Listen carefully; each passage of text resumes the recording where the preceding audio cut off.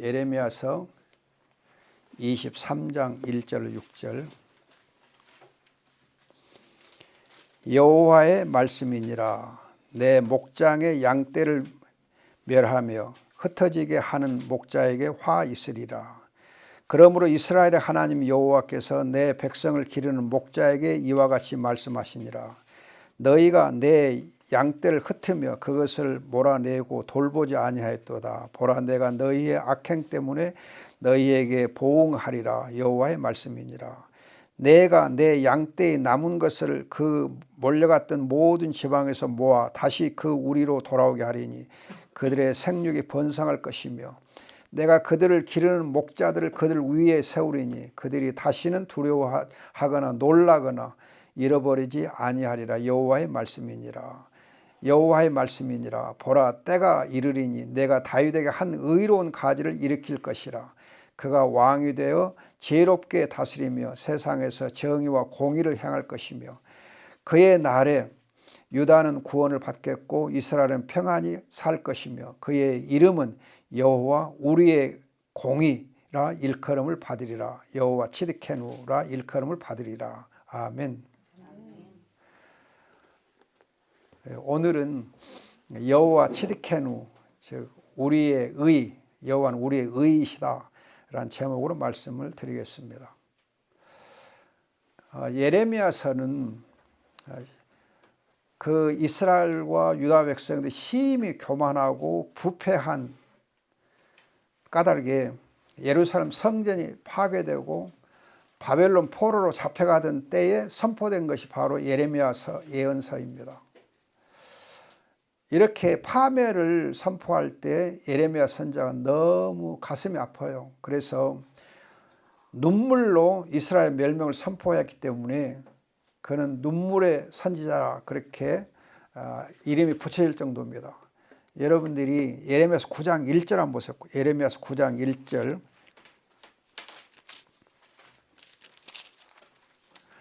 어찌하면 내 머리는 물이 되고 내 눈은 눈물 근원이 됐고 죽임을 당한 딸 내 백성을 위하여 주야로 울리로다. 주야로 울리로다. 또 13장 예레미야 13장 17절 말씀 보면은 17절에 너희가 이를 듣지 아니하면 나의 심령이 너희 교만으로 말미암아 은밀한 곳에서 울 것이며 여호와의 양떼가 사로잡힘으로 말미암아 눈물을 흘려 통곡하리라. 예레미야가 눈물을 흘리며 통곡하는 그러한 이제 예언서가 바로 이 예레미야서입니다. 이렇게 멸망을 선포해야 하던 가운데서도 그렇지만 여호와 하나님께서는 이스라엘이 여호와의 찬양과 영광이 되게 하시려고 한 의로운 가지를 일으켜서 이스라엘 목자로 세우고자 하셨습니다. 그래서 우리가 오늘 본문 이제 5절 보면은 의로운 가지를 불러 일으킬 것이다 그러면서 그를 목자로 세우겠다. 4절에 목자를 세운다 하면서 의로운 가지를 목자로 세우십니다. 이 여호와 하나님이 바로 여호와 치드케누 우리의 의가 되십니다. 그럼 우리의 의가 되신 하나님에 대해서 세 가지로 말씀을 나누어 드리고 싶습니다. 첫째는 하나님이 의로우세요. 하나님 자신이 의로우십니다. 의로운 가지를 일으켜 세우시는 하나님의 본성이 본래 의로우세요. 그래서 시편 99편 4절과 103편 6절 보면은 공의와 정의와 공정이 바로 하나님의 성품으로 말씀됩니다. 하나님은 정의와 공의와 공정의 하나님이시다. 거짓됨이 없고 치우침이 없고 약한 자의 도움이 되기를 기뻐하시는 하나님이십니다. 그러면서도 아브라함이나 야곱이나 다윗이 실수할 때 바로잡아 주시고 믿음으로 순종하면 칭찬해 주시는 하나님이십니다. 하나님은 의로우신데 이에 비해서 우리 인간은 그 마음이 부패하고 항상 악함을 우리가 고백하지 않을 수 없습니다. 여러분 창세기 6장 5절 보면은 그 마음이 심히 부패했다. 또 6장 11절 12절 보면 그 생각하는 것이 모두 다 악하다. 예레미야서 11장 9절 17장 9절 보면 그 마음이 심히 부패하다. 마태복음 15장 18절 20절 보면은 그 마음에서 모든 악한 것들이 다 나온다 말씀합니다. 여러분 로마서 1장이나 로마서 3장 보면 의인은 하나도 없다 말씀하고 정말 그들이 행하는 것이 얼마나 악한가를 보여줍니다. 우리의 악함을 말해줍니다. 여러분 이 로마서 3장 한번 보겠습니다. 로마서 3장 13절로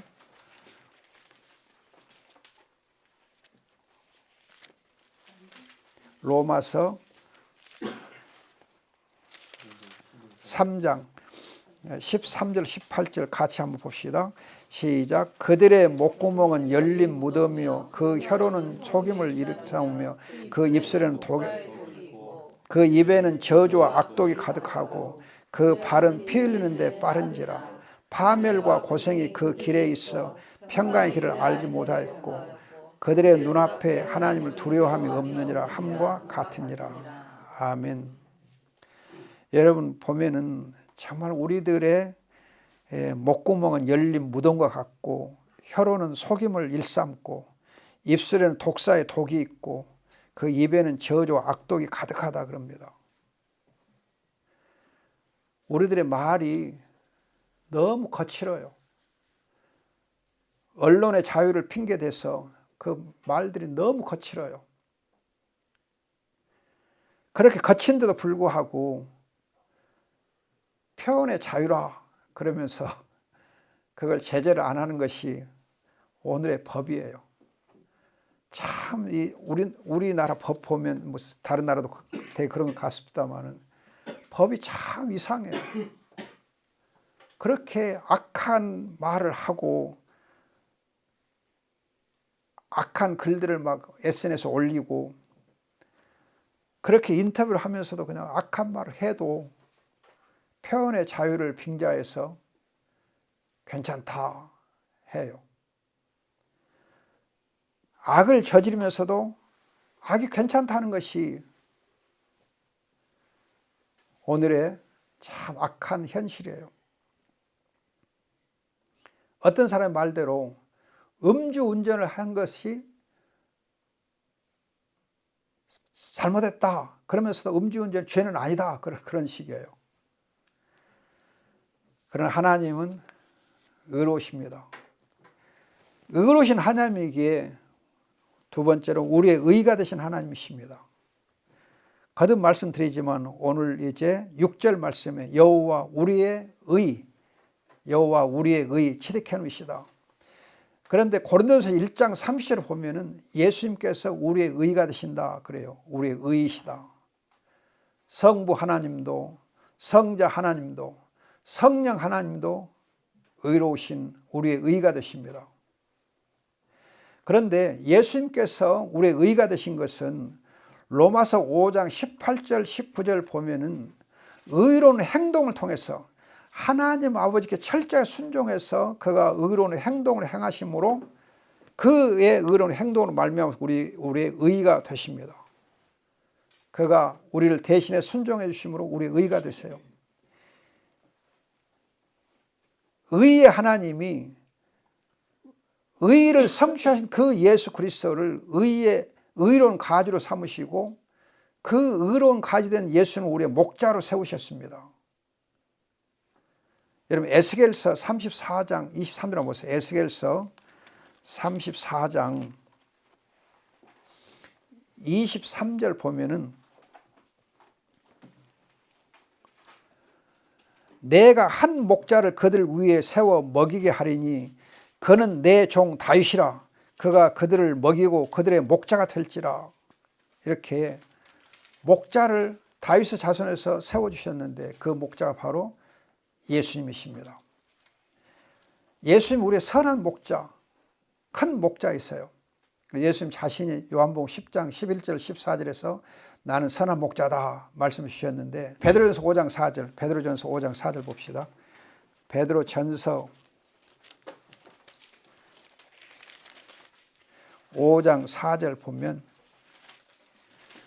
그리하면 목자장이 나타나실 때에 시들지 아니하는 영광의 관을 얻으리라. 목자장, 우리 목자장으로 말씀하십니다.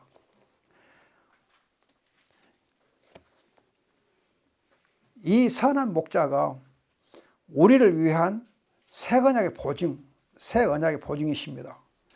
여러분 예레미야 31장 보세요. 31장 예레미야 31장 보시면 31장 33절 34절입니다. 예레미야서 31장 33절 34절 보시면은 그러나 그날 후에 내가 이스라엘 집과 맺은 언약은 이러하니 곧 내가 나의 법을 그들의 속에 두며 그들의 마음에 기록하여 나는 그들의 하나님이 되고 그들은 내 백성이 될 것이라. 여호와의 말씀이라. 그들이 다시는 각기 이웃과 형제를 가리켜 이르기를 너는 여호와를 알라 하지 아니하리니 이는 작은 자로부터 큰 자까지 다 나를 알기 때문이라. 내가 그들의 악행을 사하고 다시는 그 죄를 기억하지 아니하리라. 여호와의 말씀이니라. 이렇게 선한 목자를 언약의 보증으로 세워주셔서 의의 하나님이 이렇게 목자를 세우시되 새 언약의 보증으로 세우시고 중보자를 세우셔서 파괴되는 언약을 회복시켜 주십니다. 그래서 우리 의가 되신 하나님이세요.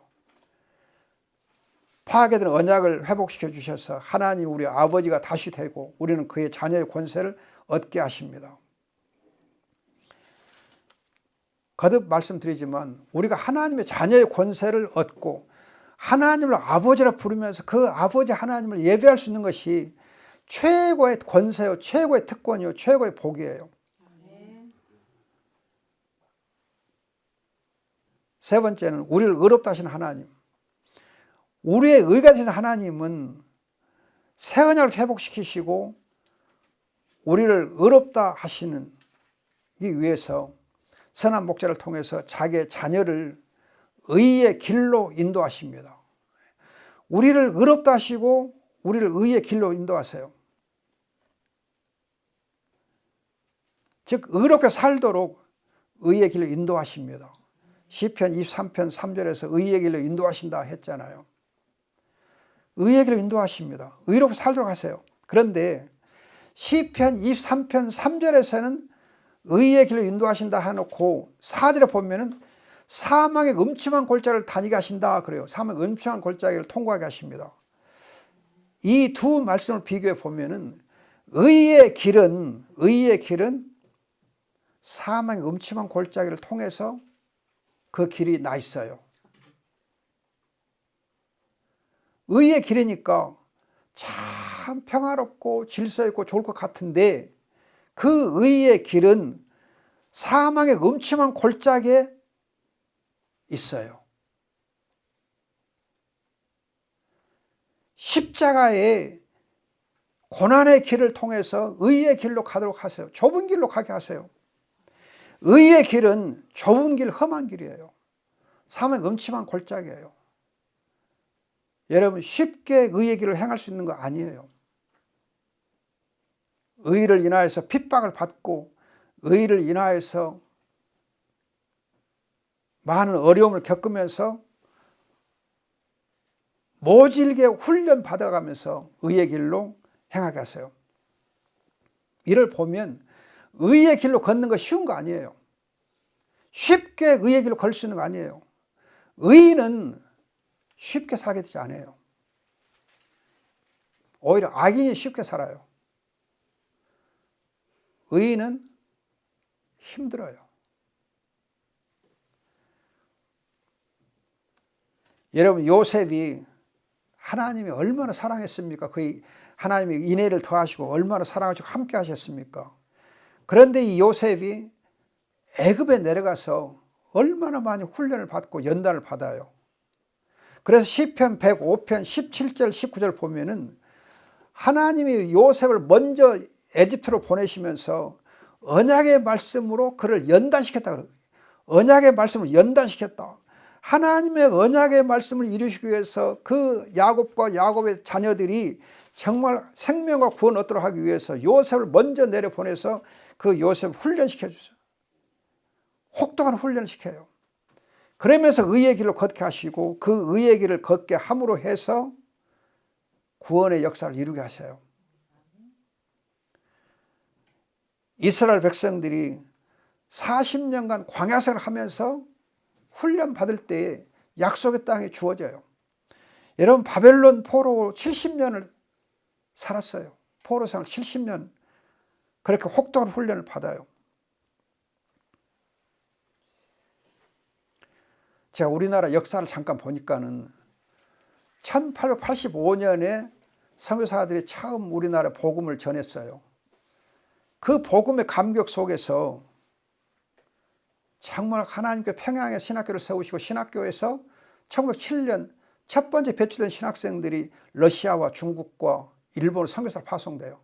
정말 기가 막힌 일이에요. 이렇게 정말 이 땅에 복음이 들어오게 하면서 이 복음을 통해서 놀라운 선교의 장을 열었는데 그 선교의 장을 열게 하는데 결정 역할을 했던 사람이 이수정 씨예요. 제가 늘 얘기하는 이 이수정 선생님이 옥과 분이거든요. 옥과 사람이에요. 전라도 옥과. 그래서 참 옥과가 대단한 동네예요. 광주가 대단한 동네예요. 그래서 선교사님들이 광주의 선교지를 만든 것도 이 이수정 씨의 영향이 있어요. 그런데 이 이수정 씨가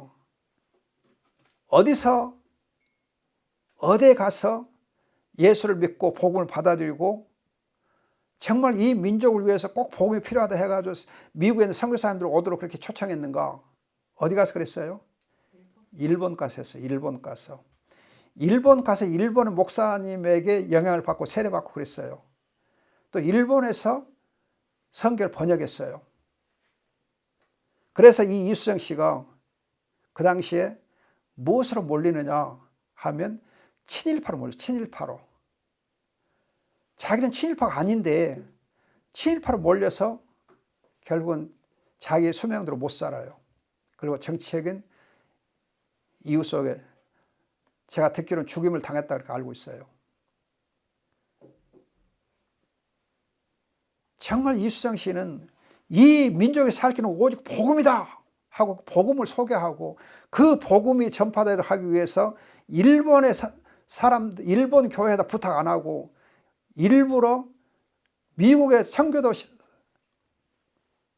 목회자들에게 와서 선교사로 와서 우리에게 전 복음을 전해라. 그렇게 한 분 이수정 씨거든요. 그런데 그를 친일파로 몰아서 그를 제거해요.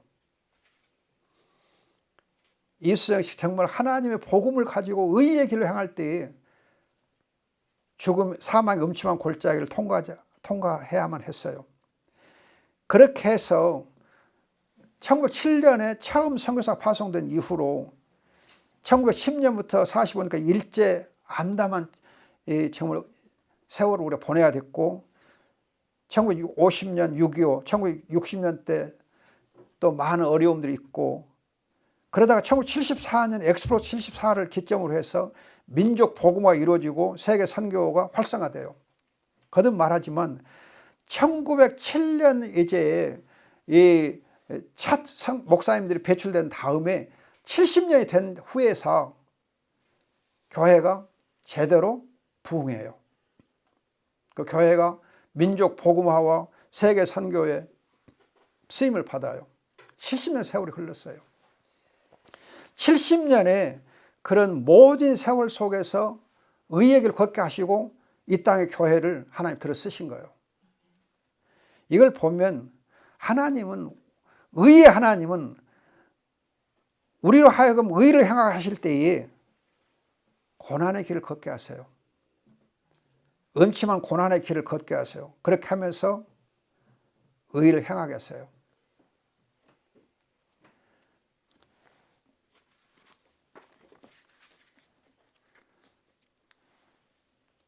우리가 의를 행할 때에 우리 힘으로는 하기 어려우니까 하나님께서 예수 그리스도를 선한 목자를 세우시고 그 목자의 인도를 받아가면서 의의 길로 가게 하세요. 그게 하나님의 은혜예요. 하나님을 경외하고 사랑하여 하나님의 명령 규례를 따라 겸손히 의를 행할 수 있도록 우리에게 선한 목자이신 예수님이 계세요. 그런데 신명기 10장 18절과 신약성경 야고보서 1장 27절을 보면은 하나님이 원하시는 의가 뭐냐 하면은 고아와 과부를 돌봐주는 거예요. 세상에서 가장 힘없고 약한 자들을 그 환난 가운데서 돌봐주는 것을 두고 의롭다 그래요.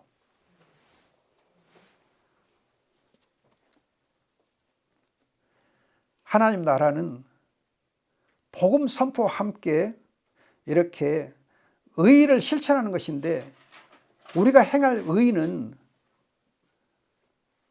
엄청나게 대단한 것이 아니고 약한 자들을 편들어서 약한 자들을 도와주는 것이 바로 하나님이 원하시는 의예요.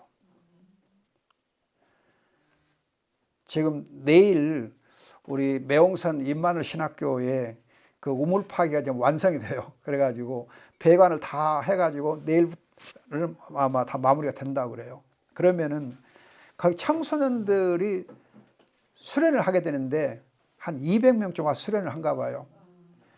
그런데 그 수련회에 어떤 사람들이, 어떤 청소년들 오느냐? 동성연애자들, 깡패들, 하여튼 문제통 애들이 거기에 초청돼서 오는 거예요. 그 애들에게 복음을 전해서 변화시키고자 하는 그런 일이 이번 주에 화요일부터 하게 돼요. 그래서 태국의 그 청소년들을 어떻게든지 하나님의 바른 길로 인도하기 위해서 지금 하고 있는데, 정말 제가 보면서, 생각해 보면서, 아, 우리가 정말 큰일을 했구나.